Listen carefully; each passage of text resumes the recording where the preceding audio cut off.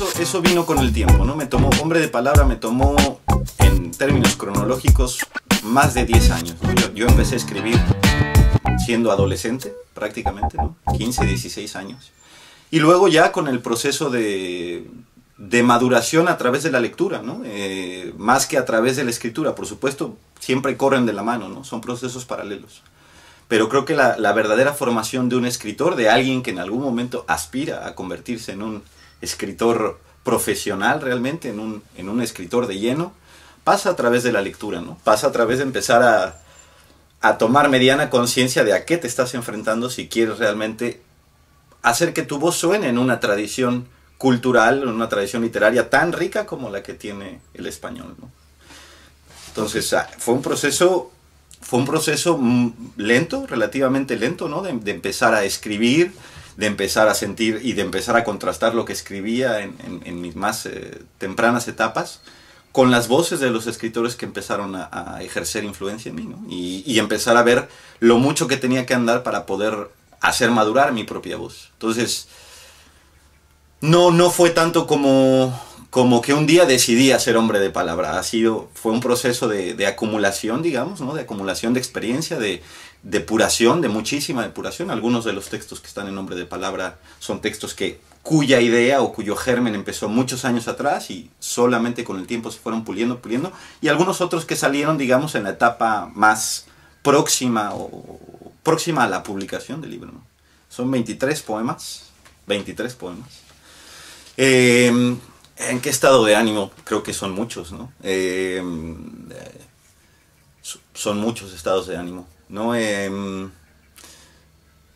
¿Cómo describir eso, ¿no? ¿Cómo describir esa oscilación o el centro emocional a partir del cual yo escribo poesía?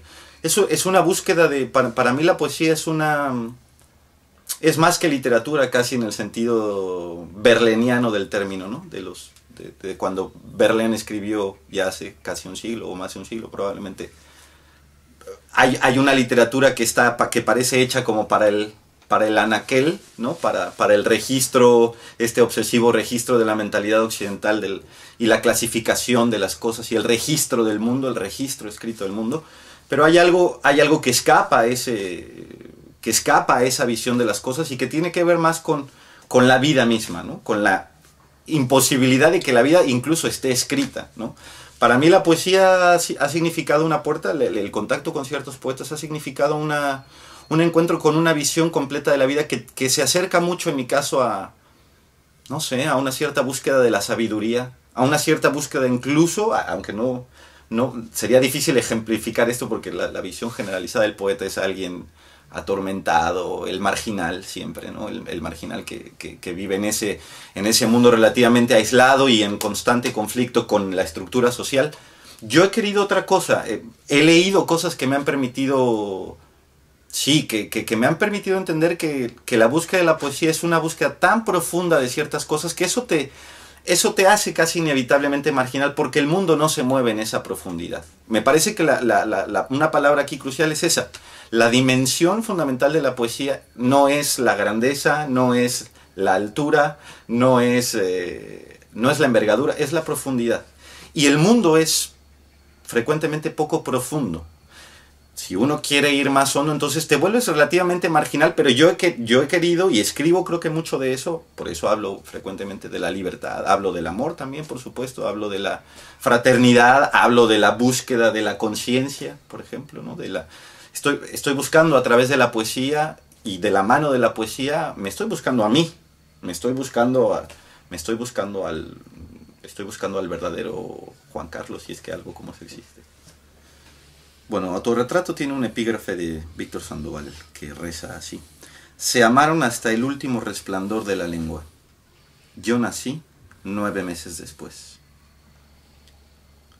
Por muy poco que sea, quien me conoce sabe que no es difícil ir dando en mi persona con defectos extraños, que escondo los paraguas cuando arrecia la lluvia, que plancho las camisas para dormir la siesta, y luego, alegre y desnudándome, bailo con las palabras un tanguito criollo que el amor me contagia.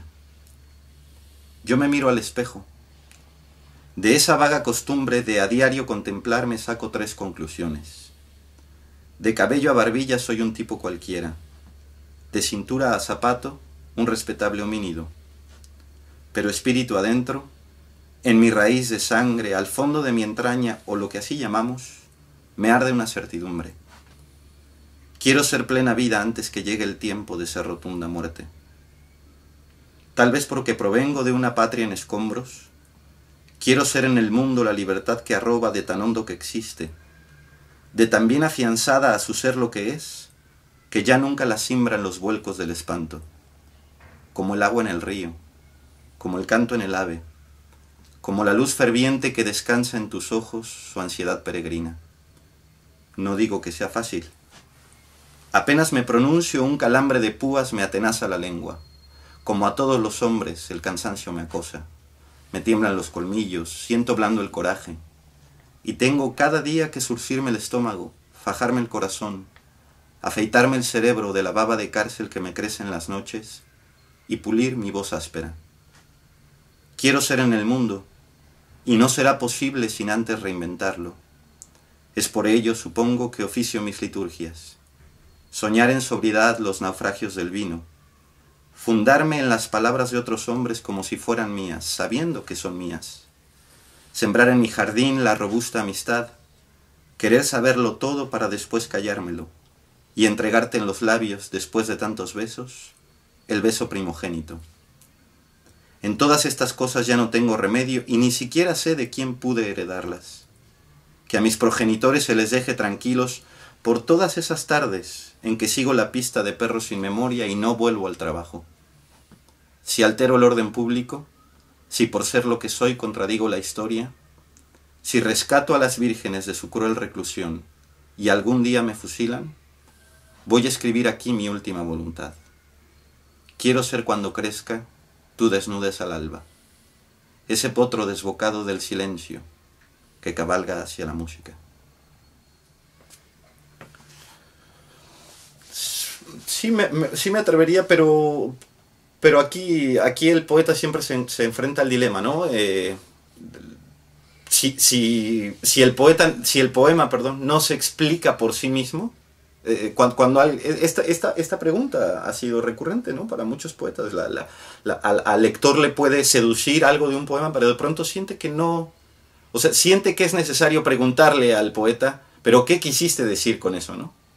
Ahí de entrada ya hay algo que no se cumplió, porque el poeta, pues, alguna vez le preguntaron a Lorca lo de ¿qué quieres decir con verde que te quiero verde? Y Lorca dijo, pues eso, ¿no? Verde que te quiero verde, es decir, eso es lo que quería decir y así lo dije. Ahora, la interpretación de eso, claro, hay mensajes, ¿no? Hay intenciones comunicativas detrás que a lo mejor el propio poeta puede traducir o tratar de explicar de otra manera, ¿no? En Autorretrato, pues está esta casi obsesiva búsqueda de lo que ya dije, ¿no? De mí mismo, del ejercicio de interpretación que yo hago de mí mismo, ¿no? Sabiendo que eso, y tratando de hacer un ejercicio de interpretación lo más fiel posible. Es muy difícil vernos a nosotros mismos con claridad. Casi ningún hombre lo consigue, ¿no? Tenemos también una interpretación más o menos válida como la que harán los demás de nosotros. Y frecuentemente tenemos una visión distorsionada sobre nosotros mismos. Yo he querido justamente a través de la poesía reducir esa distorsión al máximo posible y poder enfrentar mi verdad al desnudo, ¿no? ¿Quién es Juan Carlos Salvie? No, es un proceso, en mi caso es un proceso casi anárquico, ¿no? No soy un escritor de oficios, ¿no? Que nunca he escrito, digamos así, en un horario estricto, ¿no? Y es otra pregunta compleja, ¿no? Se escribe, ya sabes, por inspiración, por oficio, por ambas cosas, ¿no? Yo hay veces que no tengo el menor ánimo de escribir y no escribo, ¿no? Nunca he sido alguien que se esfuerce en ese sentido por disciplina a escribir, porque simplemente siento que, ¿cómo te diré? Que escribo cuando tengo la imperiosa necesidad, cuando es imposible no escribir. Porque me parece que esa es la fuerza que tiene, o que pretendo que tenga lo que escribo, que sea realmente necesario. Para mí incluso, ¿no? No tengo esta vocación de quiero escribir en la vida 40 tomos de obras completas, ¿no? Siguiendo la tradición de algunos escritores que tenían que escribir 40 tomos porque tenían tanto que decir. Yo creo que yo no tengo tanto que decir. Espero al momento cuando viene una pulsión, un llamado, que inevitablemente me arrastra hacia el texto. Y claro que en ese proceso ha habido muchos pasos de depuración. Siento ese llamado y no me sale a la primera. Tengo que regresar y reescribir y reescribir y reescribir. Ahora, escribo a veces, me pasa escribir que llega una idea y tomo alguna nota, ¿no? Tomo notas, escribo algún verso que en algún momento me parece importante y luego desarrollo a veces que viene más de una sentada casi un poema completo. Entonces es un poco irregular, ¿no? Y puedo escribir de día, de noche. No tengo tampoco un lugar en específico para escribir. He escrito mucho tiempo en México, ¿no? Y lo hacía en mi casa, en una mesa, en mi mesa, usando, y lo hago aquí en Holanda también, ¿no? En una mesa, así que no puedo escribir sobre papel y puedo escribir en la computadora. Ahora lo hago mucho así. Antes, en los primeros años, escribía prácticamente sobre papel y corregía sobre papel. Después ya 5 o 6 años atrás empiezo a veces tomando notas en papel y luego voy directamente a la computadora o al ordenador y ahí desarrollo el texto. Claro. Sí, es relevante. Mira, el proceso tardó, si mal no recuerdo,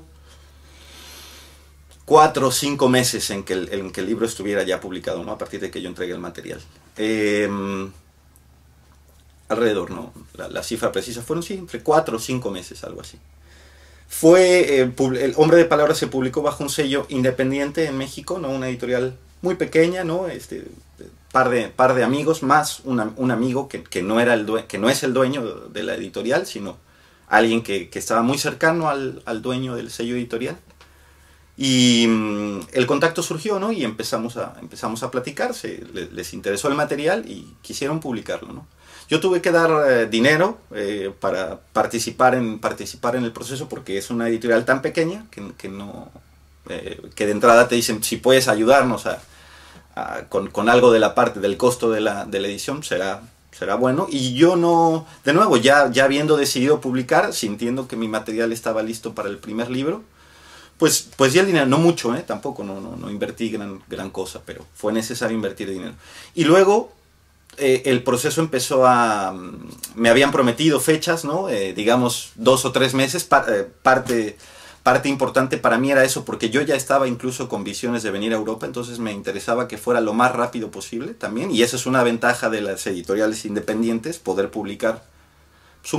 Incluso si tú vas a dar dinero, tienes un poco más de juego para decir, quiero esto, si es posible, en tales o cuales plazos. Se demoró más de lo que se había prometido en un principio. Me parece que yo lo sentí un poco por negligencia editorial, de pronto porque se interesaron en el proyecto, pero tampoco fue una cuestión prioritaria. Entonces yo tuve ahí que ser paciente con los tiempos. Tenía programadas presentaciones que tuvieron que irse medio ahí aplazando, ¿no? Y luego la calidad del libro tampoco me resulta quizás suficientemente buena para el bajo costo, el bajo perfil de la editorial y del costo. Entonces, después también tuve problemas con el número de ejemplares. Se había prometido una cierta cantidad que a la mera hora no se editó desde la primera vez, se editaron menos de lo que me habían prometido.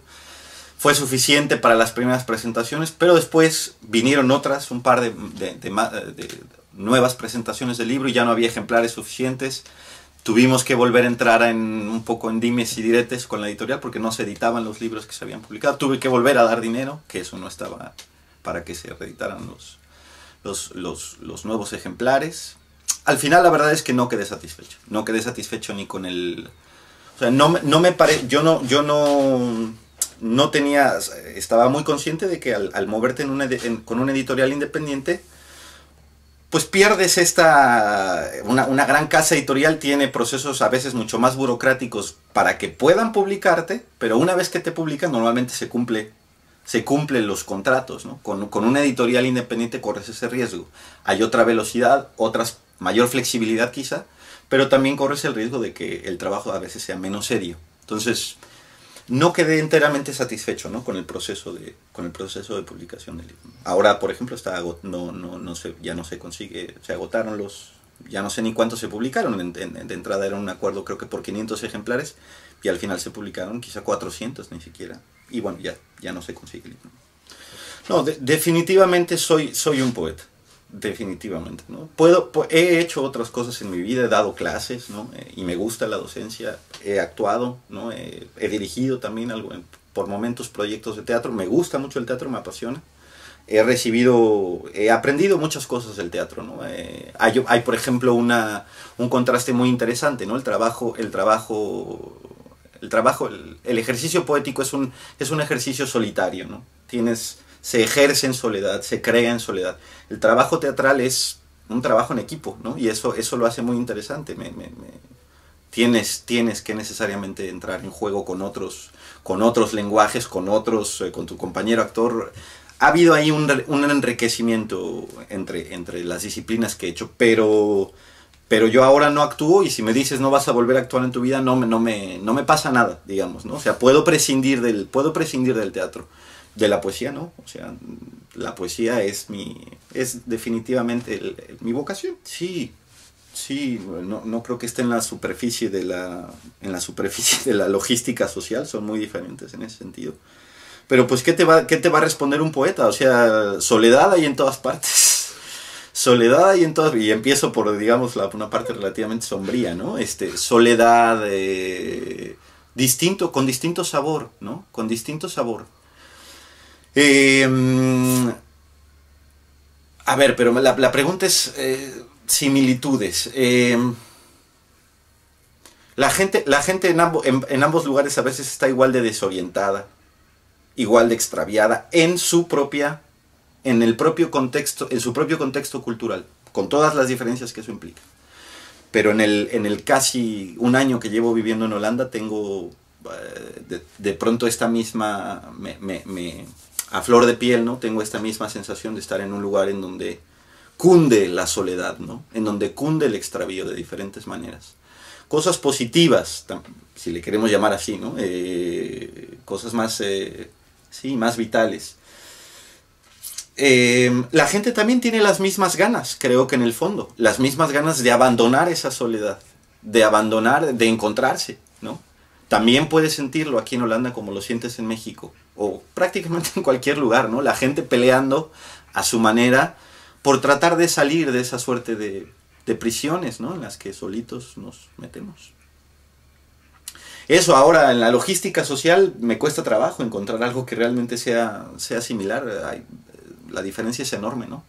Por todas las razones históricas, razones económicas, razones culturales también, ¿no? Noto mucho más diferencias, ¿no? que similitudes en cuanto a la logística social, la manera en cómo se mueven las cosas, cómo están estructuradas las cosas.